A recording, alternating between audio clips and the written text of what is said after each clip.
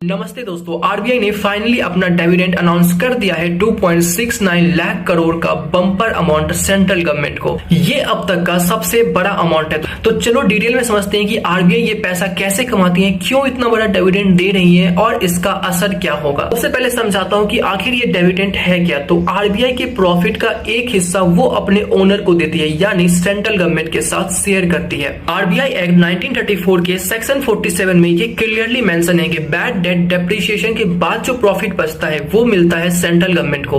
ये गवर्नमेंट का एक बड़ा नॉन टैक्स रेवेन्यू सोर्स है जो काम आता है सब्सिडीज एंड इंफ्रास्ट्रक्चर के वर्क के लिए। इस बार का 2.69 लाख करोड़ लास्ट ईयर के 2.1 लाख करोड़ और 2019 के 1.76 लाख करोड़ से भी सबसे ज्यादा था, जो कि बिमल जलान कमेटी के बाद आया था। उस कमेटी का कहना था कि आरबीआई को अपने बैलेंस शीट के 5.5 to 6.5% कंटीजेंसी बफर रखना चाहिए और बाकी सेंट्रल गवर्नमेंट को ट्रांसफर कर देना चाहिए। अब बात करते हैं आखिर ये पैसा आता कहां से है, क्योंकि आरबीआई तो कोई कमर्शियल बैंक है नहीं, फिर भी काफी सारे सोर्सेस हैं। पहला, फॉरेन एक्सचेंज रिजर्व्स। $600 बिलियन जो यूएस ट्रेजरी बिल्स या बॉन्ड्स पे इन्वेस्ट होते हैं उससे इंटरेस्ट मिलता है। दूसरा, डोमेस्टिक गवर्नमेंट बॉन्ड्स की कूपन्स पेमेंट से अर्निंग होती है ओपन मार्केट ऑपरेशंस के थ्रू। तीसरा, सेगनियोरिज यानी करेंसी प्रिंटिंग का प्रॉफिट। एक 500 का नोट बनाने में 10 रुपए लगते हैं, बाकी 490 प्रॉफिट होता है। प्लस कॉमर्शियल बैंक को रिपो रेट पे लेंडिंग और फॉरेक्स मार्केट में डॉलर बाइंग सेलिंग से भी कमाई होती है। अब बात करते हैं आखिर इस बार इतना बड़ा सरप्लस क्यों। 2023 से 25 में फॉरेन बॉन्ड्स पे हाई इंटरेस्ट की वजह से बड़ी अर्निंग हुई। प्लस आरबीआई ने डॉलर सस्ते में खरीदा। जब $1 83 से 84 रुपए का हुआ करता था तब खरीद लिया, और जब अभी वो 88 का है तो बेच दिया। इससे भी सॉलिड कमाई हुई है शायद। और साथ ही साथ फॉरेक्स रिजर्व भी पीक पर था।